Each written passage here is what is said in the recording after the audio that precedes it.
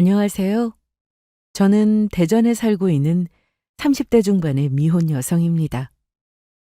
여러분들은 운명을 믿으시나요? 아니면 운명 같은 건 그저 동화 속에서는 나오는 환상일 뿐이라고 생각하시나요? 유치하다고 하실지는 몰라도 저는 어릴 때부터 줄곧 운명을 믿어왔습니다. 이 세상 어딘가에 반드시 저의 운명의 짝이 있을 거라고요. 그리고 정말 감사하게도 저는 그 운명의 상대를 만날 수 있었습니다. 그 사람을 처음 보자마자 아, 내가 찾던 사람이구나 싶은 생각이 들었었거든요.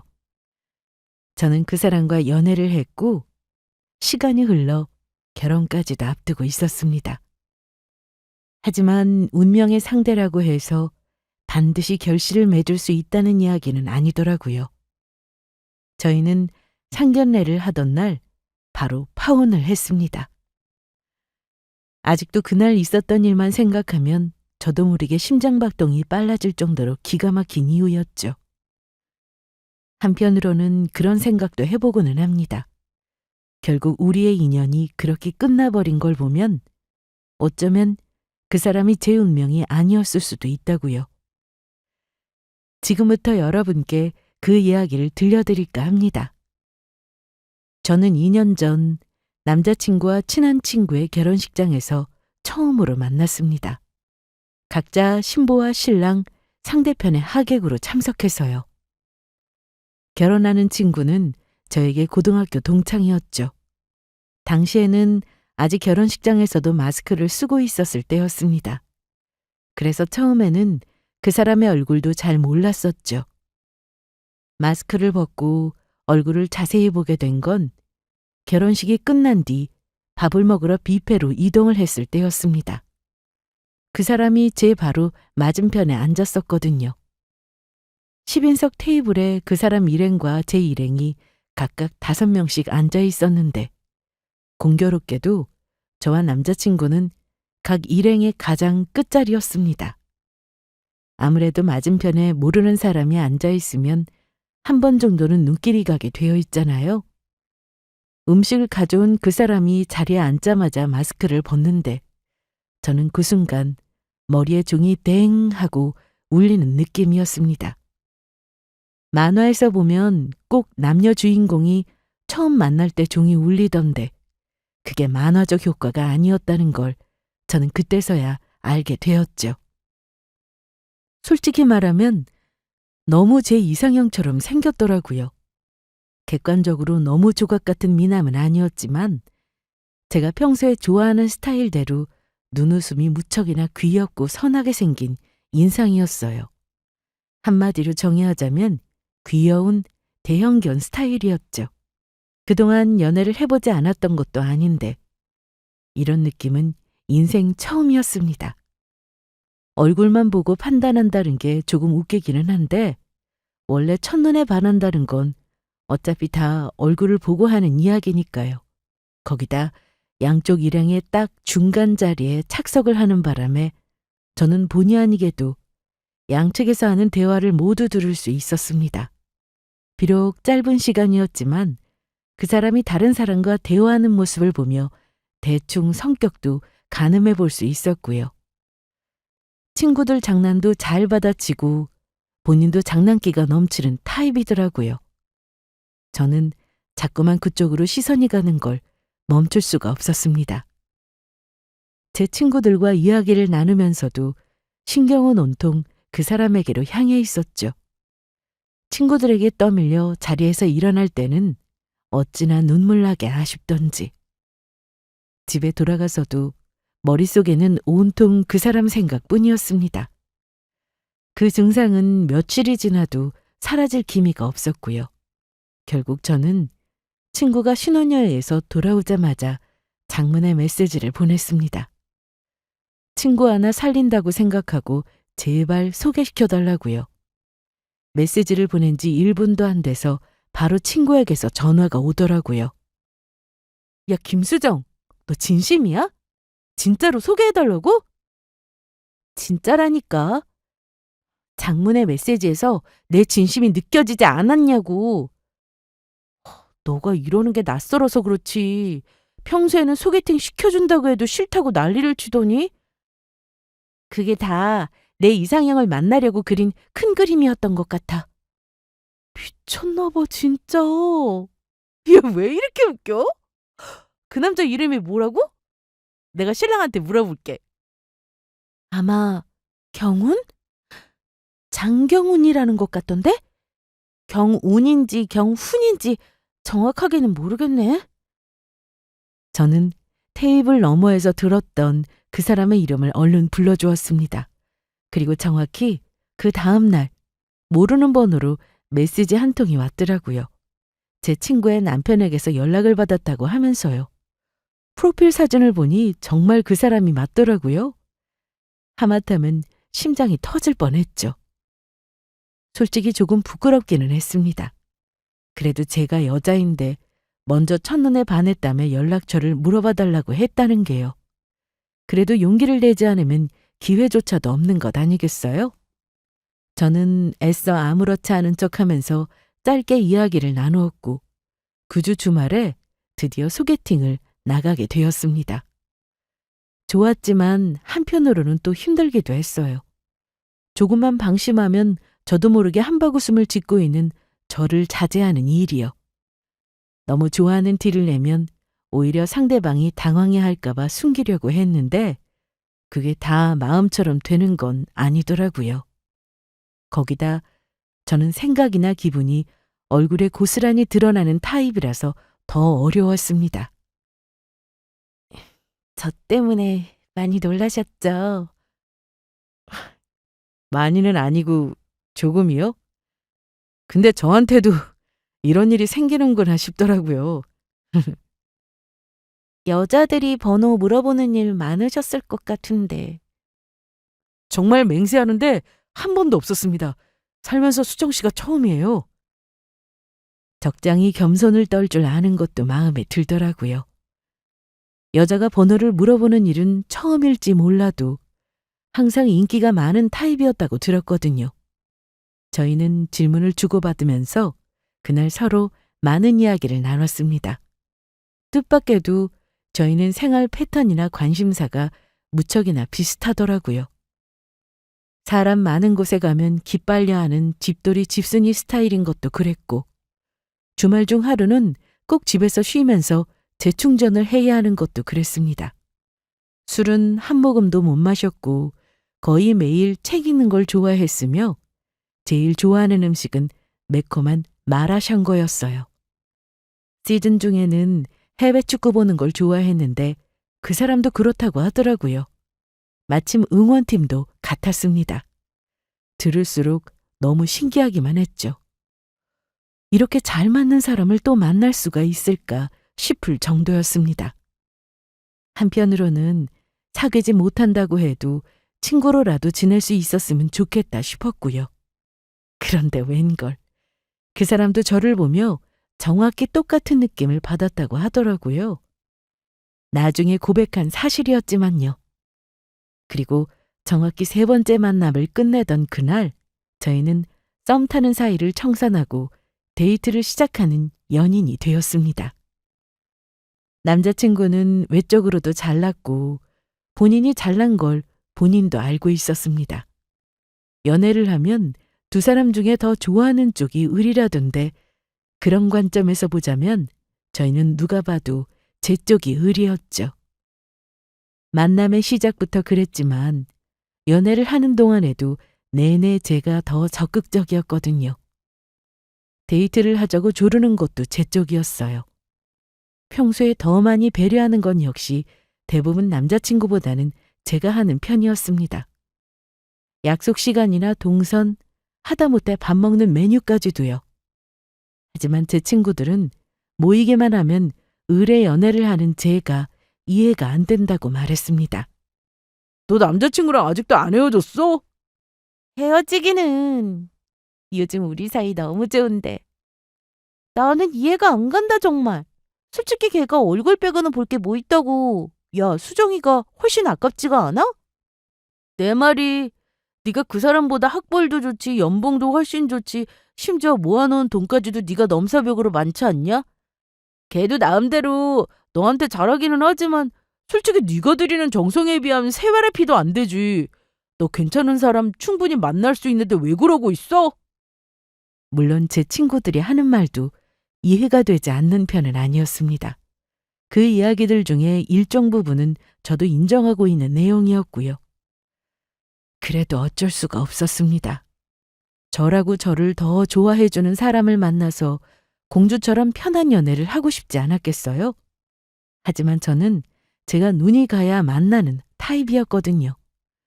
꼭 외모만의 문제가 아니라 이유가 뭐가 됐든 저는 상대에게 제가 먼저 끌려야 만날 수 있는 성향이었어요.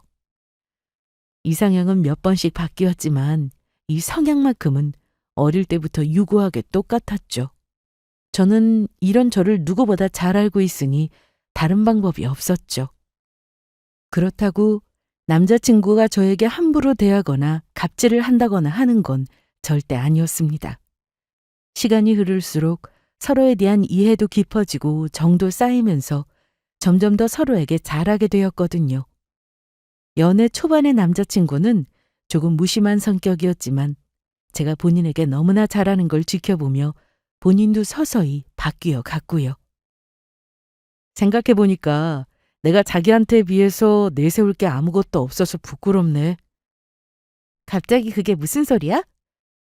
아니, 어제 내가 다음 달에 결혼하는 친구 청첩장 모임을 갔다 왔잖아. 어, 중학교 동창이라며.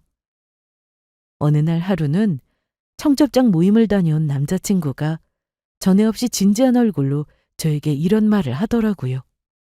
맞아. 근데 결혼하고 나면 여자친구도 집에서 쉬게 하고 본인은 외벌이를 하겠다고 하더라고. 여자친구 고생하는 것도 싫고 본인도 충분히 그럴 능력이 된다고. 오, 진짜? 요즘 아무리 잘 벌어도 외벌이 하는 건 싫어하던데. 그러니까. 나도 돈 좀 잘 벌었으면 나중에 자기가 일하기 싫다고 할 때 당장 때려치우고 나와라고 말할 수 있을 텐데. 갑자기 그 생각하니까 자기한테 미안하더라고. 왜? 나는 죽을 때까지 맞벌이를 시켜야 할 것 같아서? 저는 장난처럼 말하며 웃었고 남자친구도 피식 웃으며 대답했죠. 여자친구가 능력이 너무 좋아서 가정주부를 해도 내가 해야 할 것 같더라고. 오, 난 그것도 나쁘지 않은데? 나중에 일하기 싫어지만 말해. 내가 당장 때려치우고 나와! 라고 할 테니까. 남자친구도 제가 본인에 비해서 조건이 훨씬 더 좋은 걸 알고 있었습니다. 능력 좋은 여자친구라며 본인 주변 친구들한테도 늘 자랑하기 바빴고요. 그래서 저희는 주변의 우려와는 다르게 서로 만족하는 연애를 하고 있었죠. 저도 그 사람을 보며 만족했고 그 사람도 저를 보며 자랑스러워했으니까요. 이런 상황에서 제가 조금 더 좋아한다는 것쯤은 큰 문제가 아니었습니다.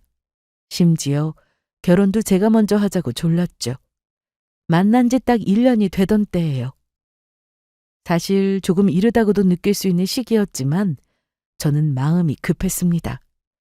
한시라도 빨리 한 집에서 같이 살면서 매일같이 얼굴을 보고 싶었거든요.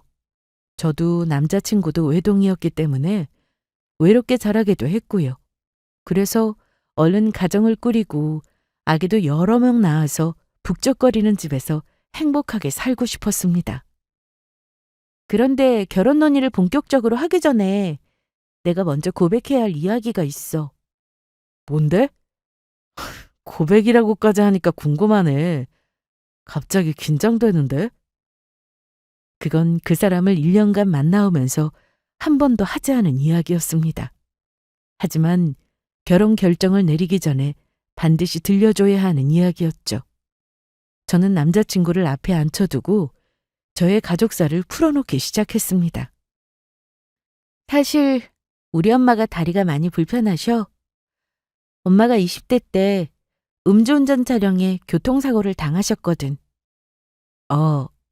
그런 일이 있었어? 너무 놀라셨겠다. 그래서 사실 목발이나 휠체어가 없으면 걷지를 못하셔.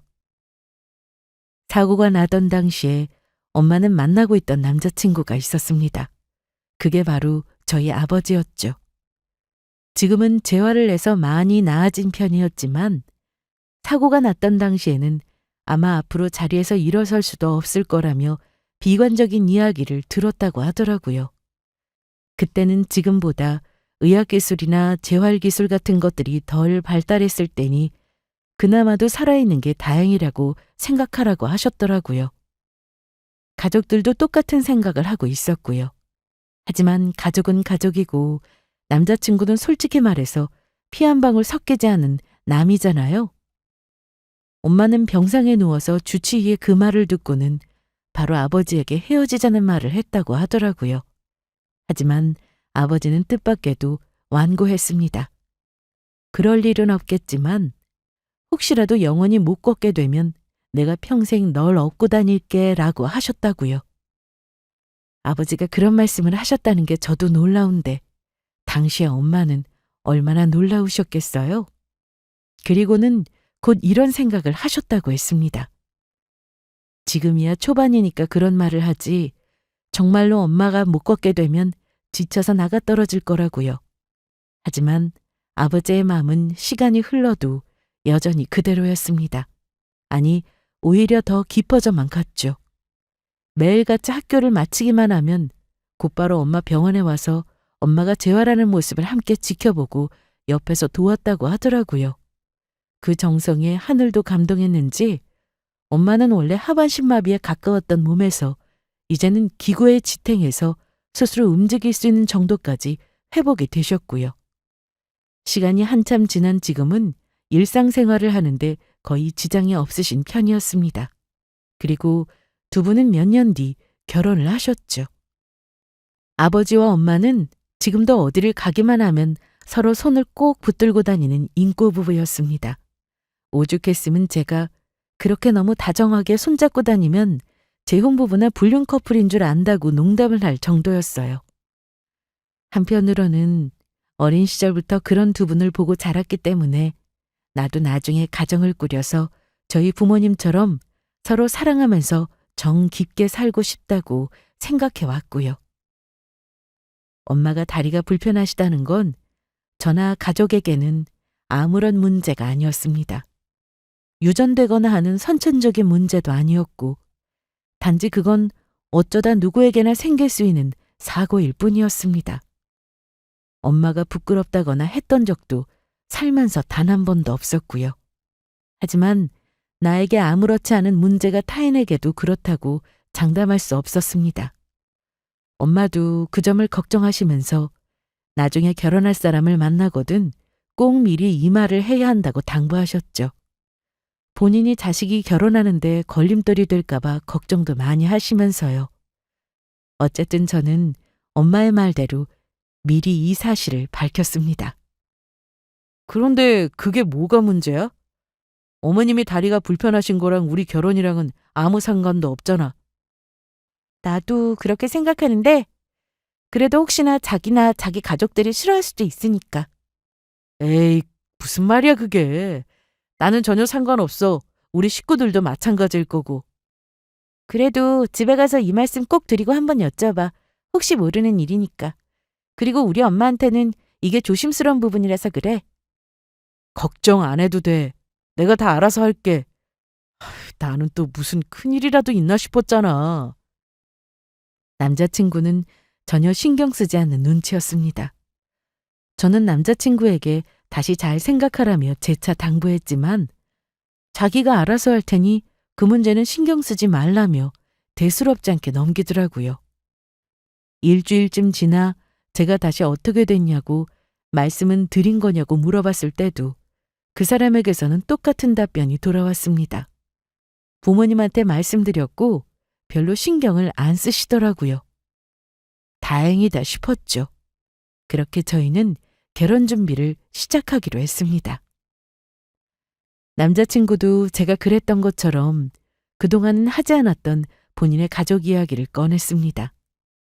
아버지는 사업을 하시는데 항상 바쁘시고 어머니는 본인 어릴 때부터 아들밖에 모르던 사람이었다고요. 자기 집이랑은 다르게 우리 부모님 사이는 그렇게 좋지 않았어. 성격도 두 분이 많이 다르시고 싸우는 일도 많으셨거든. 그랬구나? 어. 어머니는 아버지랑 사이가 안 좋아서 그런지 나한테 관심을 더 많이 쏟으셨어. 어릴 때부터 솔직히 조금 유난스럽기는 하셨지. 지금도 당신 아들이 제일 잘난 줄 아신다니까. 남편과 사이가 좋지 않아서 아들에게 관심이 많은 시어머니. 솔직히 여기까지 들었을 때는 조금 흠칫하는 부분도 없지 않아 있었습니다. 누가 들어도 절대로 긍정적인 신호는 아닌 것 같았거든요. 하지만 본인 자식이 제일 귀하고 세상에서 최고라고 생각하는 거야 저희 집도 다르지 않았으니까. 그냥 저 집은 어머니 표현이 조금 더 적극적이신 건 아닐까라고 생각하며 애써 긍정적으로 넘기기로 했습니다. 저희 집에 인사를 먼저 드리고 나서 남자친구네 인사를 드리러 가기 전 그 사이에 저희는 예식장 투어 일정이 잡혀가게 되었습니다. 그런데 이게 웬일인지 이미 예약이 다 찼다면서 내년에 결혼하려면 나무놀이 몇 개 없다는 겁니다. 저희가 생각했던 날짜도 아니었고 심지어 예식 시간도 4시, 5시, 그것도 아니면 오전 10시 이런 시간들 뿐이었습니다. 난감하더라고요. 나중에 취소해도 되니까 일단 예약부터 먼저 잡으라는 업체 관계자의 말에 저희는 어쩔 수 없이 그 자리에서 예식장부터 예약을 했어요. 그리고 남자친구네에 인사를 드리러 갔는데 아니라 다를까 양가 부모님께 허락도 구하지 않고 저희끼리 먼저 결정한 것에 조금 화가 나셨다고 하더라고요. 그래도 결혼 날짜 같은 건 양가 부모님들이랑 다 같이 상의를 해서 결정해야지. 너희끼리 덜렁청해서 와버리면 어떡하니? 죄송해요. 말씀드렸잖아요. 그나마 남아있던 예식장 자리도 내일이면 또 없다고 하도 재촉을 해대서요. 다른 사람들도 일단 빈자리에 급하게 예약부터 하고 결정한대요. 취소해도 되고요. 참, 예식장까지 잡아두고 인사를 하러 왔는데 여기서 반대해서 뭘 하니? 너무 저희끼리 정해버려서 죄송해요. 됐다. 죄송할 게 뭐가 있어. 다른 것도 아니고 결혼하려고 그런 건데. 잘했다. 주변에 보니까 요즘 부모가 간섭할 필요도 없이 애들끼리 알아서 잘 결정하더라고. 예비 시어머니는 여전히 못마땅한 표정이셨지만 예비 시아버지는 오히려 잘했다고 하시더라고요. 제가 민망해할까봐 하시는 말씀 같기도 했지만요. 그런데 아직 만난 지도 1년밖에 안 됐다며? 너무 결혼이 이른 거 아니니? 이르긴 뭐가 일러. 나이가 33인데. 당연히 이르지. 요즘 누가 33에 결혼을 해. 다른 집 자식들 보니까 못해도 35은 넘겨서 결혼하더만. 거의 쓸데없는 소리 하지 말고 장가 간다고 할 때 얼른 보내주는 게 맞아. 그러다 나중에 40줄이나 돼서도 안 간다고 하면 어쩌려고 그래? 33이면 지금 기준으로 따졌을 때 너무 이르지도 늦지도 않은 그냥 적당한 나이라고 생각했는데 아무래도 예비 시어머니는 아들이 일찍 결혼하는 것이 섭섭하신 모양이었습니다. 이런 반응을 예상했다는 듯 남자친구는 그저 옆에서 웃고만 있더라고요. 그렇게 두 분이 한참을 투닥거리시더니 나중에는 이야기의 흐름이 예비 시어머니의 아들 자랑으로 이어졌습니다. 우리 경훈이가 어릴 때부터 인물 하나는 어디 가서 빠진 적이 없어요. 잘생겼다고 연예인 소속사에서 데뷔시키라고 명함도 주고 갔다니까? 너 그 얘기 했어? 어머, 정말이에요? 언제적 이야기를 하고 그러세요. 명함이야 그냥 대충 뿌리는 거지. 대충 뿌리기는? 그럼 옆집에 민석이는 왜 못 받았어? 너랑 맨날 같이 붙여 다녔는데. 걔는 쏙 빼고 너한테만 주고 갔잖아. 그날 저는 그곳에서 남자친구의 어릴 때 일화들을 많이 들을 수 있었는데 예비 시어머니 말씀하시는 걸 들어보면 거의 어린 시절이 톱스타급이었습니다. 학교 다닐 때 좋다고 따라다니던 여자애들이 몇 명이고 생일이나 발렌타인데이 같은 날마다 선물을 얼마나 많이 받았는지 같은 이야기들이 끝도 없이 쏟아져 나왔습니다. 처음에는 신기했는데 나중에는 그냥 조금 웃기더라고요. 말씀하시는 게 거의 소녀팬 같은 느낌이었거든요. 처음 만난 제 앞에서도 저렇게 자랑하실 정도이니 평소에 아들 사랑이 얼마나 지극한지는 말을 안 해도 알 것 같더라고요. 제가 열심히 맞장구를 치자 그때부터 예비 시어머니의 기분은 조금씩 풀리기 시작하셨습니다. 그리고 마지막에 가서는 결혼하면서 제가 집을 해간다는 말에 완전히 기분이 좋아지셨고요. 전세라도 많이 비쌀 텐데 돈은 다 어디서 나서 집을 해오려고? 제가 모아둔 돈이 조금 있어서요. 대출도 약간 받긴 할 거예요. 남자친구 돈도 조금 보태고요. 신혼집을 쓸 아파트 전세금 6억 5천 중에 4억 5천은 제가 모은 돈으로 그리고 남은 1억 정도는 대출을 받을 생각이었습니다. 사실 저희 부모님께서 1억을 해주시겠다고 하셨는데 제가 말렸죠. 제 힘으로 알아서 결혼하겠다고요. 남자친구는 1억에 조금 안 되게 모은 돈이 있었습니다. 엄밀하게 말하자면 9천만 원이었는데 결혼식에서 쓸 비용도 조금 빼야 했고요. 이래저래 합치면 전세금이 나왔죠. 저는 또래 여자들 치고는 돈을 좀 많이 모은 편이었습니다. 주식과 비트코인 투자한 게 성공을 했었거든요. 월급도 열심히 모았지만요. 반면 제 남자친구는 돈을 적게 모은 편이었죠. 처음 모은 돈을 서로 공개했을 때 서로 놀랐던 기억이 있을 정도였습니다. 여행 다니고 놀러 다니면서 맛있는 거 다 먹고 돈 쓰는 걸 좋아하는 편이더라고요. 그래서 결혼하면 경제권은 제가 갖기로 했고요. 이왕 다 써버린 돈은 어쩔 수가 없는 노릇이고 앞으로 아끼면서 열심히 모으면 괜찮을 거라고 생각했죠. 본인도 그러겠다고 약속했고요. 역시 요즘은 여자애들이 똑똑하게 돈을 잘 모으고 잘 불리더라고. 아유, 우리 아들은 재테크니 뭐니 하는 쪽으로는 전혀 관심이 없어서 내가 걱정이 많았는데 앞으로는 수정이가 옆에서 그런 것도 잘 알려주면 되겠네. 그게 아마도 그날 뵌 예비 시어머니 얼굴 중에서 제일 밝은 모습이었습니다. 저희는 그렇게 웃으며 헤어졌어요. 결혼 승낙을 받은 건 당연했고요. 조만간 상견례 날짜만 정해서 알려드리기로 하고 결혼 준비는 저희가 알아서 잘 조율하기로 했고요. 일단 예비 시댁이라는 산을 넘으니 더 이상 걱정할 일은 아무것도 없는 것 같았습니다. 모든 게 다 잘 풀리는 느낌이었죠.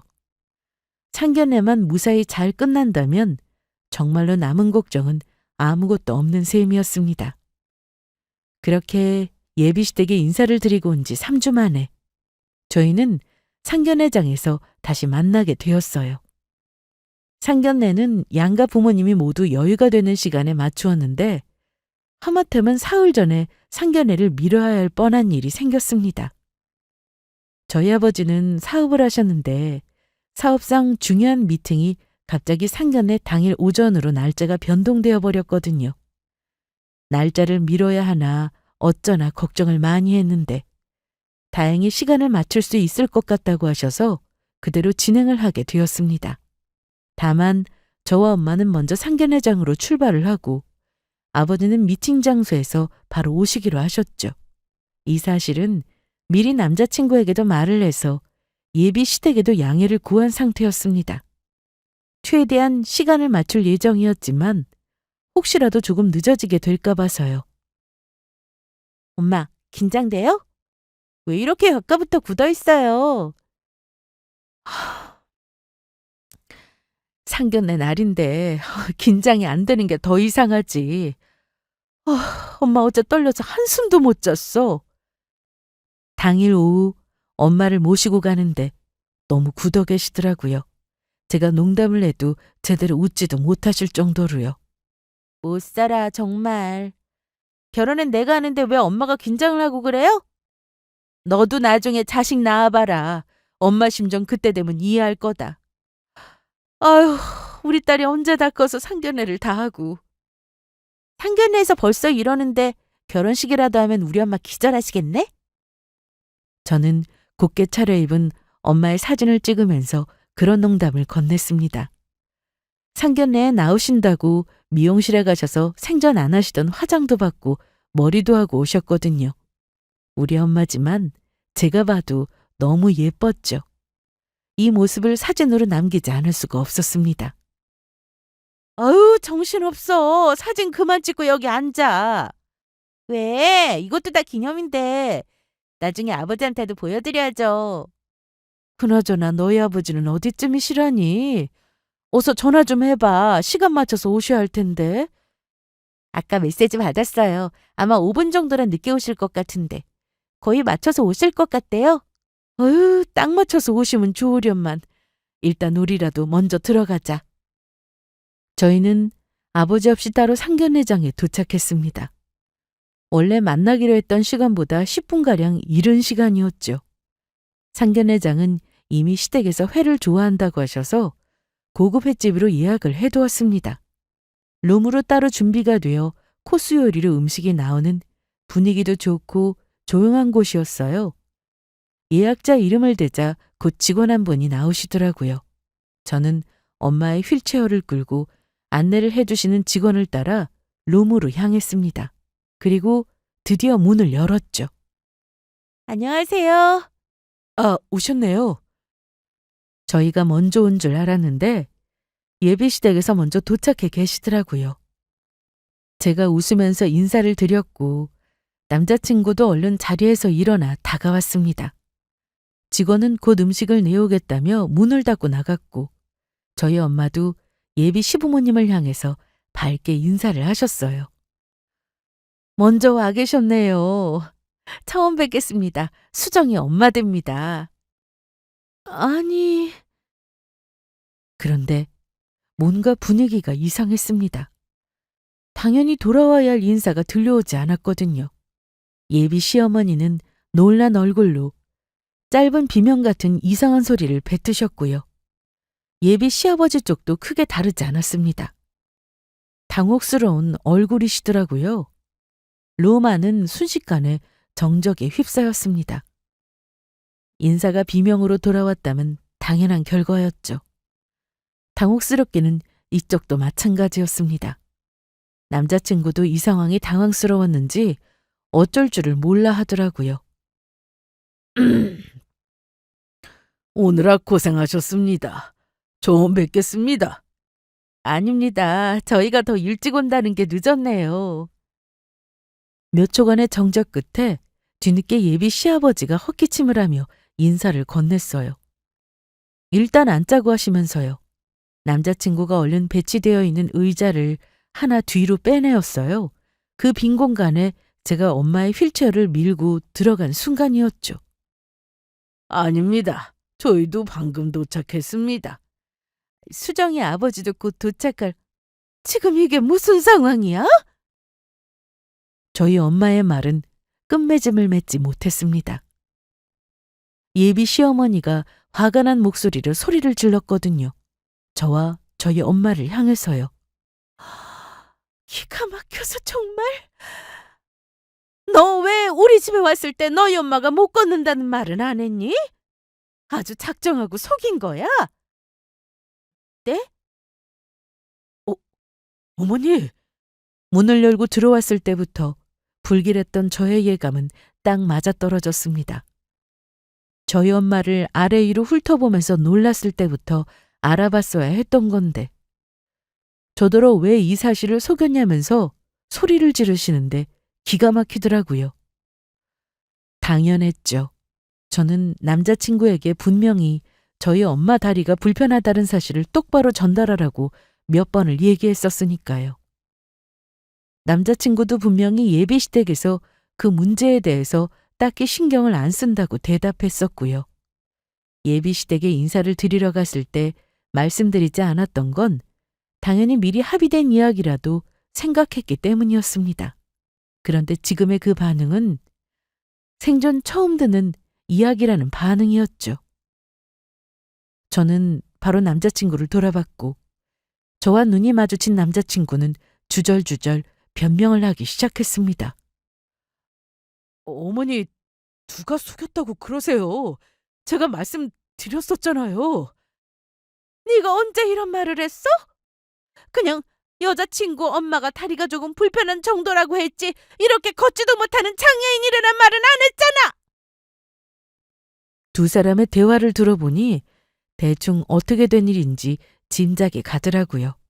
그러니까 제 남자친구는 저희 엄마가 보통 사람들에 비해서 아주 조금 다리가 불편한 정도지 보조기구의 도움을 받을 정도의 상태라는 건 전혀 말을 하지 않았던 것이었습니다.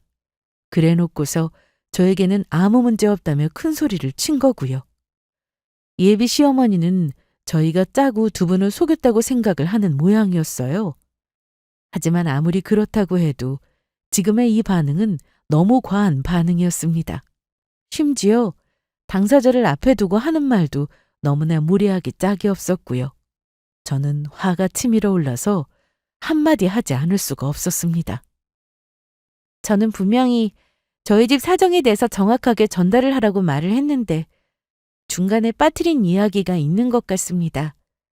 당황하신 건 이해하는데 말씀이 너무 지나치시네요. 뭐? 말씀이 지나쳐? 기가 막혔어 정말. 그러자 저희 엄마가 옆에서 제 손을 붙드셨어요. 저더러 하지 말라는 의미였죠. 엄마도 대충 지금의 상황을 이해하신 것 같았습니다. 그럴수록 저는 더 화가 났어요. 저희 엄마가 이런 대접을 받아야 할 이유도 전혀 없었고요. 가만 보자. 우리 아들 등쳐먹고 살려는 니들 속셈 모를 줄 알아? 뭐라고요? 그렇지 않고서야 결혼을 하겠다고 설치는 게 말이나 돼? 남의 금쪽같이 귀한 아들 데려다가 장애인 장모 병간호 시키려고 결혼하는 거냐고! 어머니, 그만하세요. 뭐 하는 거야? 그만하고 앉아! 예비 시아버지와 남자친구가 뒤에서 예비 시어머니의 팔을 잡아당기며 말렸지만 그 입을 막기에는 역부족이었습니다. 예비 시어머니의 막말은 계속해서 쏟아졌어요. 심지어 막말의 대상도 저에게만 국한되어 있는 게 아니었습니다. 이제는 당황스러워서 어쩔 줄을 몰라 하는 저희 엄마를 향해서도 표독스럽게 손가락질을 해대기 시작했거든요. 그 애미의 그 딸이라고. 자식 교육을 이따위로 시킨 걸 보니 애미 수준도 알만하네. 양심도 없어요? 내가 그쪽처럼 다리병신이었으면 딸 자식 결혼시킬 생각은 애초에 접었을 거야. 방금 뭐라고 했어요? 말 조심하세요. 거의 눈이 뒤집혀 있더라고요. 아무도 말릴 사람이 없을 정도로요. 저와 본인 어머니 사이에 낀 남자친구는 거의 기절하기 일보 직전이었고 예비 시아버지는 그만하라는 말로 말리기는 했지만 딱히 적극적이지도 않았고 표정도 계속 어두웠습니다. 누가 봐도 우리 집 상황이 마음에 드는 눈치가 전혀 아니었어요. 이 막장 드라마 같은 황당한 상황에 저는 간신히 정신줄을 붙들었습니다. 이제는 엄마를 모시고 나가야겠다는 생각만 들더라고요. 엄마는 금방이라도 울음을 터뜨릴 것 같은 얼굴이셨어요. 바보처럼 한마디도 못하시고요.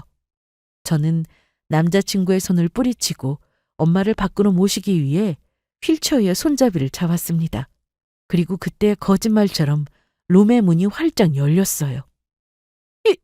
여보! 아버지! 음식을 가져온 직원인 줄 알았는데 들어온 사람은 바로 저희 아버지였습니다. 아버지는 폭발하기 일보 직전의 얼굴이셨어요. 아마도 문 밖에서 안쪽에서 나는 대화를 다 들으신 모양이었습니다. 아버지는 룸 안으로 성큼성큼 걸어 들어오셨고 저희 엄마의 손을 꼭 붙드셨습니다. 그리고 다음 상황은 누구도 예상하지 못한 것이었어요. 아니, 김 사장님이 여기를... 저 개념 없는 소리를 하는 여자가 누군가 했더니 장 사장 안 식구였군 그래. 이게 어떻게 된... 저희 아버지를 보자마자 예비 시아버지가 기겁을 하면서 자리에서 일어나시더라고요. 알고 보니 두 분은 원래 알던 사이였던 것 같았습니다. 대충 얘기를 들어보니 사업을 하면서 만난 사이이신 것 같았고요. 저희 아버지도 조금은 뜻밖이셨는지 예비 시아버지를 한참 노려보더니 곧 코웃음을 치더라고요. 예비 사돈이 김 사장이실 거라고는 정말 꿈에도 몰랐습니다. 어떻게 이런 우연이 다 있습니까? 사모님이신 줄도 모르고 이거 저희가 큰 실수를 했습니다. 하! 사돈이 나였으면 큰 실수를 한 거고 내가 아니었으면 내 아내는 그렇게 막말을 해도 괜찮은 거였습니까? 아이고, 아니죠. 무슨 그런 말씀을. 당연히 아닙니다.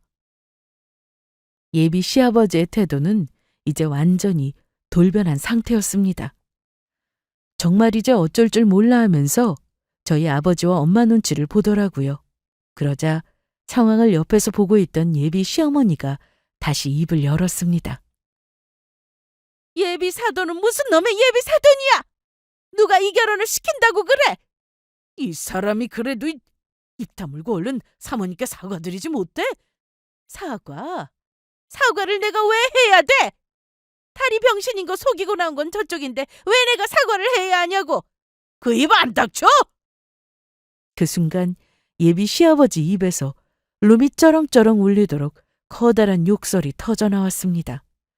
듣는 저희도 깜짝 놀랄 정도로요. 예비 시어머니도 남편의 그런 모습이 너무 놀랐는지 순식간에 말을 멈추더라고요. 당장 사과드려! 어서! 죄송합니다. 제가 말실수를 한 것 같네요. 사과드려요. 예비 시어머니의 태도는 지금까지 악귀처럼 악을 써대던 게 마치 다른 사람이었던 것 마냥 온순해졌습니다.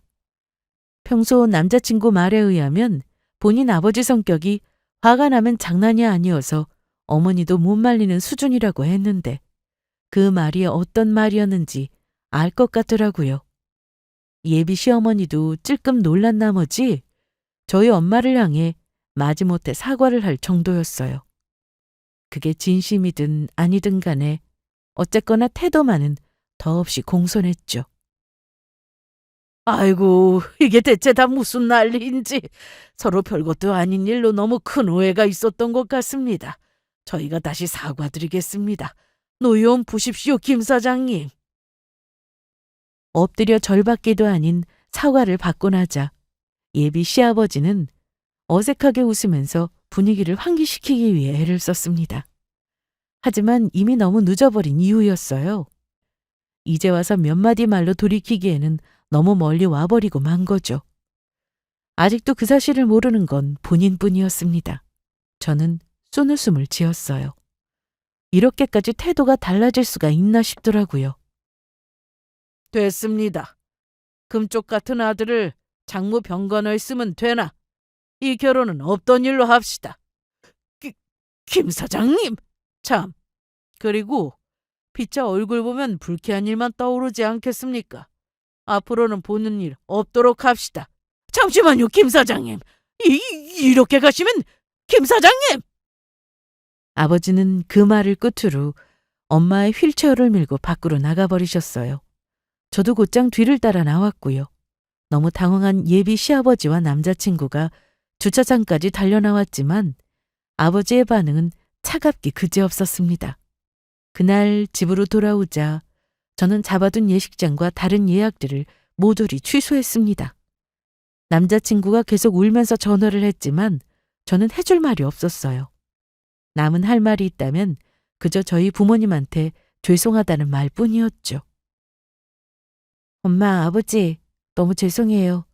저 때문에 괜히 이런 일까지 겪으시고. 아니다, 네가 무슨 잘못이 있어. 그런데 수정아, 엄마는 괜찮으니까 혹시라도 네가 아직 결혼을 하고 싶다고 하면 저 결혼할 생각 없어요. 이 난리가 났는데 무슨 결혼이에요? 엄마는 괜찮아. 사과도 이미 받았고 너만 괜찮으면 그냥 결혼해도 돼. 엄마는 그런 수모를 겪으시고도 괜히 본인 때문에 제 결혼이 끝난 걸까봐 너무 마음 아파하셨어요. 그리고 본인은 괜찮다고 거듭 말씀하시더라고요. 아버지 생각은 다르다. 엄마 말 들을 곳 없고 당장 파혼해라. 하나를 보면 열을 난다고 그 집 수준을 보니 상종 못할 집안이다. 여보, 앞으로 시댁이랍시고 그 집 옆에 내 계속 봐야 할 건 수정이야. 당신도 쓸데없는 생각하지 말아요. 엄마 말이라면 뭐가 됐든 다 맞다고 하시는 분이신데 이번만큼은 달랐습니다. 아버지가 거의 처음으로 엄마 말에 반대를 하셨거든요. 저도 아버지의 말씀에 동의했습니다. 그 난리를 쳤는데 어떻게 결혼을 할 생각을 할 수 있겠어요? 남은 정도 이미 다 떨어진 후였죠. 나중에 사정을 들어보니 예비 시아버지는 저희 아버지 회사에 중요한 부품을 납품하고 있었더라고요. 아버지는 고압 세척기와 고압 청소 장비를 제조하는 사업을 하고 계셨습니다. 예비 시아버지의 회사는 그 제품에 들어가는 핵심 부품인 노즐을 공급하는 업체였고요. 공교롭게도 얼마 후면 계약이 만료되어서 재계약에 들어가려고 했다고 하더라고요. 재계약을 앞두고 예비 시아버지는 계속해서 저희 아버지에게 주문 규모를 늘려달라며 요청을 하고 있던 참이었고요. 계약 기간도 훨씬 길게 잡을 예정이라고 했는데 그 중대한 일을 코앞에 두고서 오늘 같은 이런 일이 발생했으니 당연히 기겁하지 않았겠어요? 다시는 보지 말자는 아버지의 마지막 말이 이제야 이해가 가더라고요. 순식간에 많은 일이 생겼습니다. 결혼도 물거품이 되었고 재계약건도 하늘로 날아가 버렸죠. 그 이후 남자친구는 몇 번이나 저를 찾아왔습니다. 거진 한 달을 질질 끌다가 마침내 납득을 했는지 포기를 했는지 이제는 연락이 없더라고요. 본인은 제 말을 듣지 않았던 걸 뼈저리게 후회한다고 했습니다. 이렇게까지 큰일이 생길 줄은 꿈에도 몰랐다고 하더라고요. 저도 신기했습니다. 제가 그렇게까지 사랑했던 사람이었는데 정말 한순간에 애정이 다 식어버리더라고요. 저도 제 마음이 이렇게까지 바뀌어버릴 거라고는 생각지도 못했죠. 예비 시아버지도 아버지의 회사를 몇 번이고 찾아왔다고 들었습니다. 하지만 두 번 다시 거래하는 일은 없었습니다. 남자친구의 말에 따르면 이 일로 예비 시아버지의 회사도 심각한 타격을 받았고 이 모든 사건의 원흉인 예비 시어머니와의 관계도 최악에 치달았다고 하더라고요. 자업자득이었죠.